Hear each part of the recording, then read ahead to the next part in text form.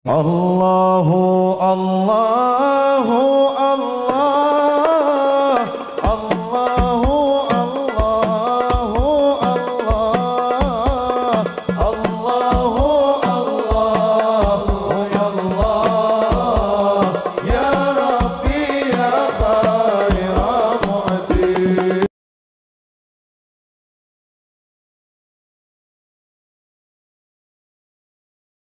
Bismillahirrahmanirrahim. Assalamualaikum warahmatullahi ta'ala wabarakatuh. Alhamdulillahi rabbil alamin. Zala sakinata fi qulubil mu'minin liyazdadu imana ma'imanihim. Asyhadu an la ilaha illallah wahdahu la syarika lah wa asyhadu anna Muhammadan abduhu wa rasuluh. Allahumma sholli ala sayyidina Muhammad wa ala alihi wa sahbihi ajma'in, amma ba'd. Yang saya takzimi Kiai Dimhari Nur Hasim selaku pimpinan Pondok Pesantren Tahfidz dan Mu'alaf Latifah Mubarakah Sangkringan, yang juga beliau mengemban amanah sebagai ketua lembaga dakwah Thariqah Qadiriyah Naqsabandiyah Pondok Pesantren Suralaya di Yogyakarta, yang juga saya takzimi Bapak Kiai Haji Muhammad Rihartono selaku pimpinan pengasuh Pondok Tetra Zikir. Ikhwan wal akhwat rahimakumullah. Alhamdulillah, segala puja-puji hanya milik Allah Subhanahu wa taala. Alhamdulillah, Allah Subhanahu wa taala masih memberikan ilham kepada orang-orang yang beriman untuk senantiasa tentram, senantiasa tenang, senantiasa bahagia dalam mengiatinya. Selawat serta salam semoga tetap terlimpah curahkan kepada uswah sang kita Nabi Agung Muhammad Sallallahu Alaihi Wasallam, yang beliau senantiasa berzikir dalam setiap keadaan. Juga salam semoga tetap terlimpah curahkan kepada sahabat beliau, para tabi'in, para tabi'in dan umatnya hingga akhir zaman. Ikhwan wal akhwat yang dimuliakan oleh Allah Subhanahu wa taala. Ada pertanyaan, ada kuis. Ini khusus untuk santri Tetra Zikir. Nanti hadiahnya minta ke Pak Kiai kalau benar ya. Minta Kiai. Ada kuis. Ya Allah bisa. Apa perintah Allah Subhanahu wa taala yang pertama kali kepada kita manusia? Ayo dijawab. Santri Tetra Zikir. Kalau yang lain saya kira sudah paham, sudah tahu. Yang diperintahkan pertama kali oleh Allah Subhanahu wa taala kepada kita manusia apa? Salat. Wah. Ada lagi? Jadi masih belum benar jawabannya. Zong, belum dapat hadiah. Perintah yang Allah pertama kali perintahkan kepada kita umat manusia adalah perintah Iqra. Bacalah. Perintah pertama kali kita kepada manusia adalah untuk membaca. Dan ini adalah ayat yang pertama kali diturunkan oleh Allah Subhanahu wa taala kepada Nabi Muhammad sallallahu alaihi wasallam. Ketika itu malaikat Jibril mendatangi Nabi Muhammad SAW. Ketika itu malaikat Jibril memerintahkan kepada Nabi Muhammad, Iqra ya Muhammad. Bacalah wahai Muhammad. Iqra, bacalah. Tapi Nabi enggan. Kata Nabi di dalam hadis, ma'ana biqori, aku tidak bisa membaca. Maka lalu turunlah surat Al-Alaq 1 sampai 5. Yang ayat pertama adalah Iqra bismi rabbik, Iqra bismi rabbikal ladzi khalaq. Iqra, bacalah. Iqra bismi dengan menyebut nama Tuhanmu, Rabbmu, khalaq yang alladzi khalaq yang menciptakan. Jadi para mufasir menafsirkan di dalam tafsir Al-Mukhtasar dijelaskan bahwa yang dimaksud ayat Iqra bismi rabbikal ladzi khalaq itu adalah yang di setiap kita membaca kalamullah, wahyu Allah, maka hendaknya kita menyebut asma Allah Subhanahu wa Ta'ala.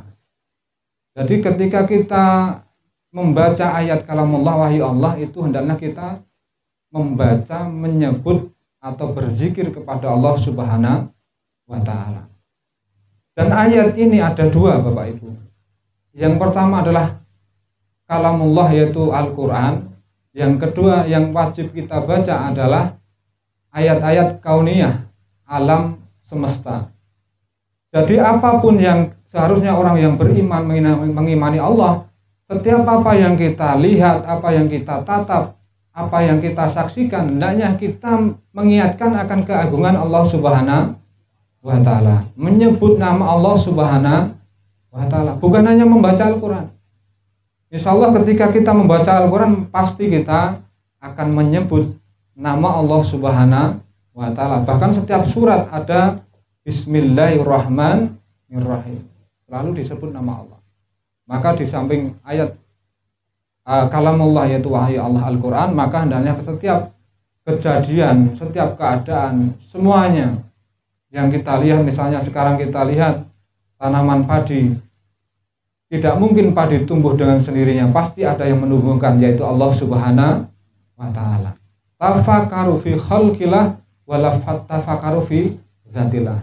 Senantiasa bertafakur, berpikir tentang apa yang diciptakan oleh Allah Subhanahu wa Ta'ala, dan janganlah kamu berpikir tentang zatnya Allah Subhanahu wa Ta'ala. Ikhwan wal akhwat yang dimuliakan oleh Allah Subhanahu wa Ta'ala, di dalam kitab Al-Masnawi, yaitu diceritakan Sahdan Maulawi, atau yang diakrab disebut dengan Jalaluddin Rumi, di dalam Al-Masnawi bercerita, ada seorang laki-laki yang hidup sepanjang hidupnya hanya meminta maaf dan memohon kepada Tuhan, memohon kepada Allah agar suatu waktu menemukan harta karun yang melimpah. Jadi sepanjang hidupnya dia itu hanya memohon maaf dan memohon ampun kepada Allah untuk mendapatkan harta karun setiap sepanjang hidupnya. Dengan semangat laki-laki itu terbangun dari tidurnya, kemudian beranjak, dan pada suatu malam tersebut laki-laki itu didatangi oleh Hatif. Hatif ini adalah sebutan sesosok yang dikenalnya lewat mimpinya. Hatif ini memberitahu lokasi harta karun yang ia impikan selama ini, dengan syarat laki-laki itu harus memanah dan menuju yang ditunjukkan oleh Hatif tersebut, sembari membawa anak panah yang lengkap dengan busurnya. Sesampai di sana, laki-laki ini bingung harus bagaimana. Lalu akhirnya laki-laki ini memanah, jadi mengambil busurnya, dia memanah ke segala arah. Setiap panah itu ketika menuju misalnya samping ke timur, misalnya dia gali, di anak panah itu digali. Dia memanah ke barat, maka dia ketika anak panah itu menancap di sesuatu, ia gali, dan begitu seterusnya. Ternyata setiap yang digali di penjuru arah itu tidak ditemui harta karun.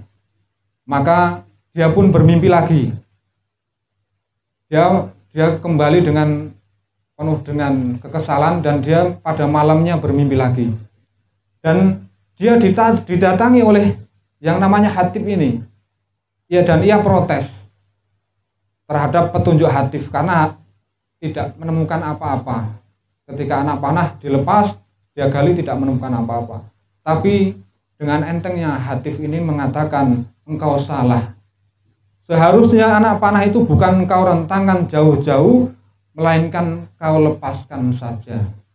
Maka keesokan harinya laki-laki kembali ke tempat yang ditunjukkan Hatif itu, dan dia tidak melepaskan anak panahnya. Dan dia hanya menjatuhkan anak panahnya, dan anak panah itu tepat di bawah kakinya, dan kali ini ia menemukan harta karun yang selama ini ia impikan. Dan konon setelah mendengar cerita ini murid-murid Sang Syekh Jalaluddin Rumi ini tidak kunjung mengerti apa yang dimaksud dengan kisah Jalaluddin Rumi ini. Maka murid itu kemudian mendatangi Maulawi atau Syekh Jalaluddin Rumi, dan sang Syekh mengatakan, "Wahai muridku, sesungguhnya aku memerintahkan menafsirkan ayat A'udzubillahi samiil alim minasyaitonir rajim wa fi anfusikum afala tubsirun." Dan ada di dalam diri kalian, tidakkah kamu melihat? Tubsirun, melihat, menelaah, mengaji, mengobservasi. Jadi kata Jalaluddin Rumi ini adalah benar, harta karun itu bukan di luar diri kita, tapi harta karun itu ada di dalam diri kita. Tapi kebanyakan manusia, kebanyakan kita sibuk dengan apa yang di luar diri kita, tapi tidak pernah memperhatikan apa yang ada di dalam diri kita masing-masing. Allah mengatakan, Allah berfirman, wa fi anfusikum afala tubsirun. Dan ada dalam diri kalian, tidakkah kalian melihatnya, mengamatinya, mempelajarinya, menyadarinya. Ikhwan akhwat yang dimuliakan oleh Allah Subhanahu wa taala. Saya sedikit belajar tentang potensi kita manusia. Jadi manusia itu punya segitiga potensi yang sangat luar biasa. Yang pertama adalah potensi jasad, potensi jasmani, fisik kita. Apabila kita latih, maka fisik kita akan kuat. Kita lihat misalnya orang yang dia ahli di bidang misalnya tinju atau gulat, atau dia pelari maraton dan lain sebagainya, maka dia tidak mungkin dia akan tidak latihan.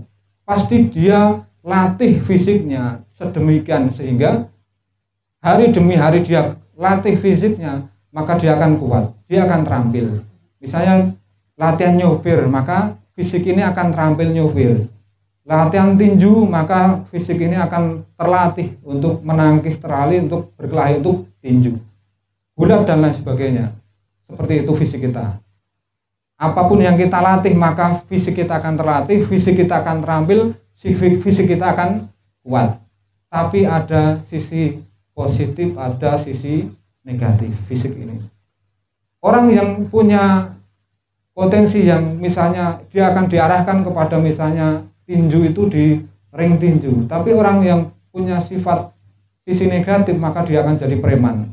Merasa dirinya fisiknya kuat, dia akan menggunakan tangannya untuk zalim kepada sesamanya. Ini potensi fisik. Yang kedua adalah potensi akal. Kalau akal ini dilatih, maka ini akan cerdas, akan pandai. Kalau manusia itu adalah ketika lahir dia tidak punya potensi apa-apa di akal pikirannya. Kalau tidak dilatih, maka dia akan bodoh. Maka akal pikiran ini kalau kita latih sedemikian rupa, maka akan cerdas. Orang ahli hukum pasti dia pintar masalah hukum. Misalnya jadi pejabat dan lain sebagainya.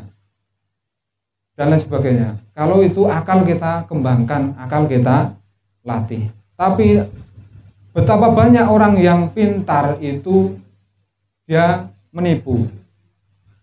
Betapa banyak pejabat yang dia menipu karena jabatannya. Betapa banyak hakim yang diadili. Orang yang merusak hukum adalah ahli hukum. Orang yang merusak negara adalah ahli tata negara. Orang yang merusak ekonomi adalah orang yang ahli ekonomi. Semua. Jadi akal ini punya sisi positif, punya sisi negatif. Yang selanjutnya, yang ketiga adalah potensi rohani atau spiritual. Potensi ini bisa dilatih, dikembangkan dengan riadoh dan lain sebagainya. Tapi sisi spiritual ini juga ada sisi negatifnya. Kalau negatif itu orang yang dia spiritualnya tinggi, maka dia disebut spiritualis. Bisa jadi paranormal. Dia berpuasa, mutih dan lain sebagainya. Dengan puasa, dengan tirakat dan lain sebagainya, dia bisa ahli tapi bisa di ahli di bidang yang negatif, jadi dukun, jadi paranormal. Tapi kalau kita latih dari sisi positif, misalnya dengan kita berthariqah, insya Allah kalau kita betul-betul istiqomah, kita akan jadi walinya Allah Subhanahu wa Ta'ala. Yang pertama adalah sisi jasad, sisi akal, sisi rohani. Jamaah ikhwan yang akhwat yang dimuliakan oleh Allah Subhanahu wa Ta'ala. Kalau ingin jasmani jasad kita kuat tapi positif, akal kita kuat tapi juga positif, rohani spiritual kita kuat tapi positif, yang perlu kita olah, yang bisa menyatukan, yang bisa mengintegrasikan itu adalah potensi qalbu, qalb. Kata Rasulullah sallallahu alaihi wasallam, ala wa inna fi jasadi mudghah idza soluhal jasadu kullu fa idza fasadal jasadu kullu. Kalau qalbu itu baik, maka akan baik semuanya. Baik jasad kita, baik akal pikiran kita, baik juga rohani kita. Apabila ini rusak, maka rusak semuanya. Ala wahya qalb. Ketahui ya, camkan, pahami, itu adalah qalbu. Dan ikhwan yang dimuliakan oleh Allah Subhanahu wa Ta'ala, maka qalbu ini harus kita latih. Dan al-qalbu ini adalah ibarat cawan atau gelas. Kalau gelas itu kotor, qalbu kotor, misalnya orang qalbunya kotor, dia belajar Al-Quran, dia mengkaji Al-Quran, bukan semakin paham, tapi dia akan semakin sesat. Betapa banyak orang yang dia belajar Al-Quran, tapi dia menyesatkan orang lain. Ini adalah orang yang sesat. Karena apa? Bermula dari qalbu, hati nurani yang kotor. Karena Al-Quran itu, misalnya air itu, Al-Quran ibarat air adalah air jernih, gelas yang kotor, maka air yang jernih itu ketika dimasukkan ke gelas yang kotor, maka dia akan jadi kotor, dan lain sebagainya. Wa fi anfusikum afala tubsirun. Di dalam diri manusia ada qalb, maka di dalam qalb itu ada bibit keimanan yang harus kita senantiasa kuatkan. Dan kita alhamdulillah kita sudah memilikinya. Jadidu imanakum kaifan menjadidu imanana ya Rasulullah bi kasratin qauli la ilaha illallah. Cara memperkuat, cara memperbaiki qalbu kita, iman yang ada di qalbu ini, hendaknya senantiasa kita mengingat Allah Subhanahu wa Ta'ala dengan memperbanyak la ilaha illallah. Demikian yang dapat saya sampaikan, kurang lebihnya minta maaf. Akhirul kalam. Wassalamualaikum warahmatullahi taala wabarakatuh.